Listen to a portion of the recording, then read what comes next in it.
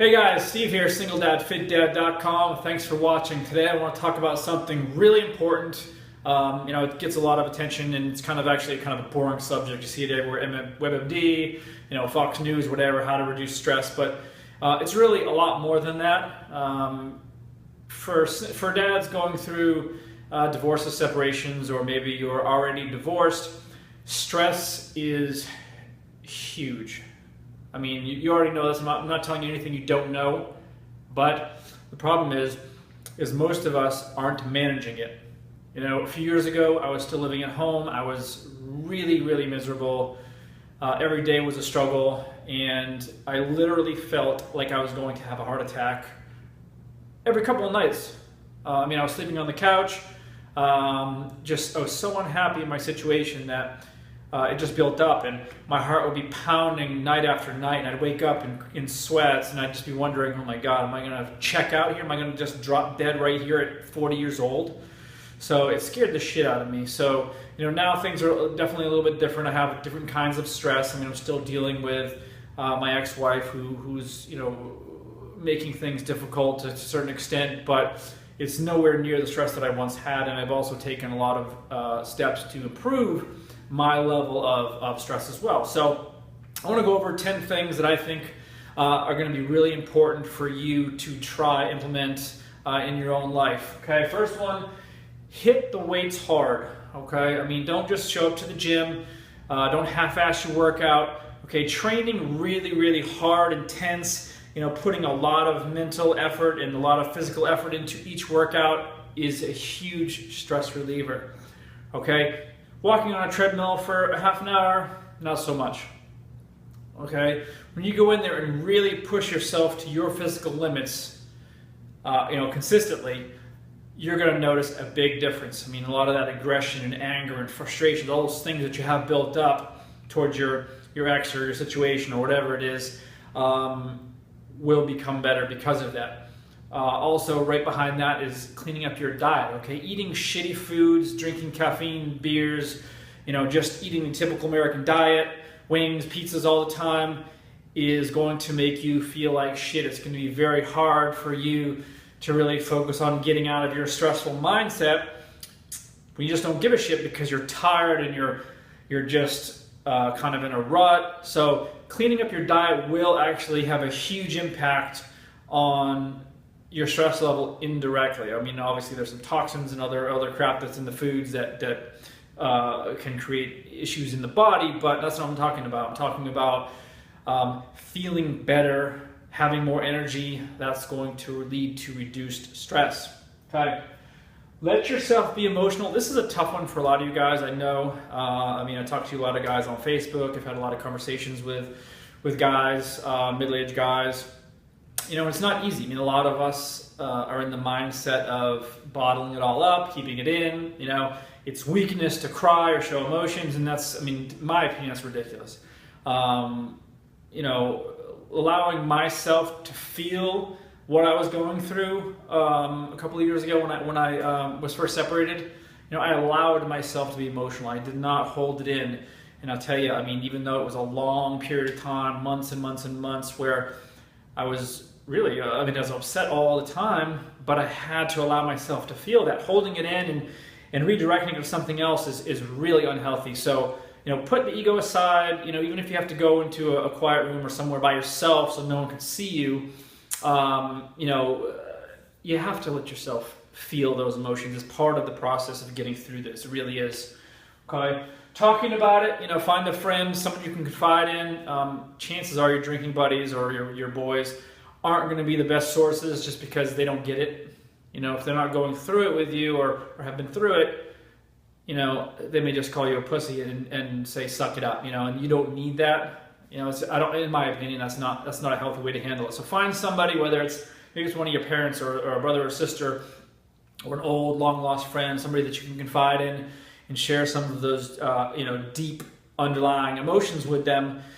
Get it off your chest. I guarantee you will feel better.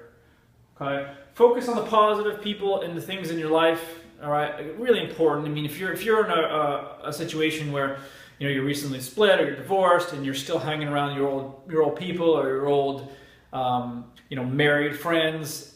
There could be a lot of, anxiety, a lot of weirdness, tension. Get away from that shit. Find, the people that you can really, be around that are going to make you feel better, more positive. And I don't care what that looks like. If it's someone that just goes out and have a great time, you have fun, you just blow off some steam, great.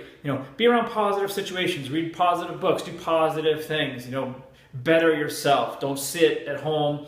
I made the mistake of doing this for a number of months where I just focused on negative things. Every night I'd come home from work and I would just watch sad movies and I'd be sad and I'd be upset, and I just fed off of that, and it just snowballed and got worse until finally, it took a number of months before I turned myself around. But, I would strongly advise against that. Okay. Stop negative talk and blaming. On the flip side of this coin here, the positive side, it's really important first to stop blaming yourself first, right? So, it's a real common tendency to just blame ourselves. This is my fault. I can't believe that I caused this divorce, or I'm leaving my kids and I'm such a loser, or, this is terrible. It takes two people to create a happy marriage. It takes two to create a shitty marriage, and it's, and maybe it is your fault. Maybe you cheated on your wife and it is your fault. You fucked up. Then yeah, this isn't for you. But assuming that you didn't do that, it's not your cross to bear. Okay. Yes, part of it is your fault. Part of it's her fault. It's part of life. Okay. But you have to stop blaming yourself and beating yourself up. Okay. Forgive, and that's, forgiving yourself for the decisions you've made. And also, as hard as it will be, forgive your ex-wife or soon-to-be ex-wife. It's really difficult. It's easy to hate, be angry and pissed off and bitter. And, I'm going through some issues right now that, I have reason to be angry about. But, holding on to that really, it's really bad for you all around the board. Not even physically. Yes, physically you'll find yourself tightening up, your neck will kill you, your back will hurt because you're carrying all this tension of, fuck her, and you have to let that shit go. It's really important to try your best anyway to forgive yourself and forgive her. Okay. Remember, this is so important. It's all about your kids. Okay, you're walking around like a stressed out maniac. Do you think your kids don't notice that? Of course they do. How can they not, right? Carries over into every part of your life. Whether you even think so or not, it does. I've seen it. I've lived it. It doesn't work. Remember, your kids need to see you happy and, full of life and energy, okay? Don't do what most men do is, they'll just withdraw and it just creates more stress. Such a bad situation for the kids. Get help if needed. Again, don't be too proud to ask for help. Don't be too proud to go and find a counselor or a therapist. I tell you, I've been through a lot of counseling in my life, and it does work. It really does. Once you get over the initial hesitation or fear or, feeling weird or whatever it is, just having someone there that can be non-judgmental towards you, and you can just speak freely and just put it out there. Really important for emotional health and reducing your stress levels. And then, last but not least, come on guys, life is short. It's really short already. We're in our 40s, 30s, 40s. We're not going to be around forever. The best years of our lives are now, right? When we're 55, 60, 65, 70, our quality of life is not going to be anywhere like it is now. So you have to take advantage of what you can do right now. So it's just so important. And not to mention, carrying on all that stress for years, which a lot of people do, is only going to lead to problems in the future, right? It's only going to create more problems. And I didn't even mention it here, but kind of one of the big things too is, seriously, men are dying from heart attacks because of stress, because of divorces, because of separations. They're literally having a heart attack. The stress, they cannot handle and manage the stress. They keel over and fucking die. You have to think about that. Is it a likelihood? Of course not.